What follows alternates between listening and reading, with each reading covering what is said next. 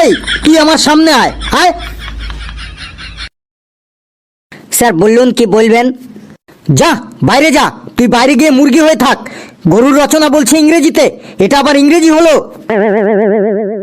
এদিক ওদিক কি দেখছিস? যা বাইরে যা, মুরগি হ। স্যার আমাকে আর মুরগি বানাবেন না প্লিজ স্যার। এর আগে আমি বাংলা ক্লাসে হাতির রচনা, বাঘের রচনা বলে অনেক প্রশংসা কুড়িয়েছি স্যার। সবার সামনে আমাকে প্রেস্টিজ ডাউন করবেন না স্যার, প্লিজ স্যার। আজকে ছেড়ে দিন, কালকে ভালো করে পড়ে আসবো, একদম পাক্কা স্যার। সবার সামনে যখন প্রশ্নের ঠিকঠাক উত্তর বলতে পারলি না, তখন তোর আর কোনো প্রেস্টিজ ডাউন হলো না। আর এখন আমি মুরগি হতে বলেছি, এখন তোর প্রেস্টিজ ডাউন হয়ে যাবে। যা, কথা বাড়াস না, মুরগি হ যা। এত রেগে যাচ্ছেন কেন স্যার? একটু শান্ত হয়ে বলুন না স্যার, আপনার সামনেই তো আমি দাঁড়িয়ে আছি। স্যার মুরগি বানাবেন না স্যার, প্লিজ স্যার মুরগি বানাবেন না। তুই আমাকে আর রাগাস না, যা তাড়াতাড়ি মুরগি হ, না হলে কানের নিচে এমন একটা দেবো না, বাইরে গিয়ে পড়বি। আজকে ফেলুর 12টা বাজবে, দেখি ও কেমন কেরামতি দেখাতে পারে, ও স্যারের হাত থেকে কি করে বাঁচতে পারে একবার দেখি। স্যার আমি মুরগি হতে পারি না, আর আমি যেদিনই মুরগি হই সেদিন স্কুলে কিছু না কিছু একটা খারাপ ঘটনা ঘটে যায়। যে টিচার আমাকে মুরগি বানায় সেই টিচারের কিছু না কিছু একটা হয়ে যায়। তুই মুরগি হলে কি হয়ে যায় টিচারদের?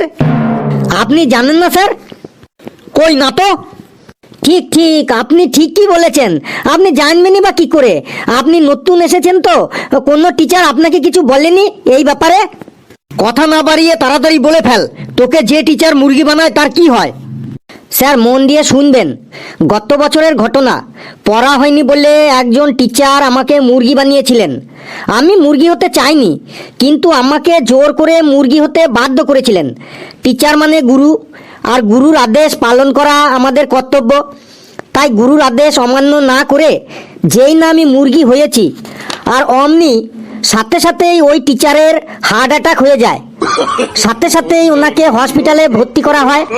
তারপর হসপিটাল থেকে 1 মাস পর ছুটি পেয়ে ওই টিচার এখান থেকে ট্রান্সফার নিয়ে অন্য স্কুলে চলে গেছেন। সবই স্যার উপরওয়ালার কৃপা। কার কি হবে কে বলতে পারে বলুন?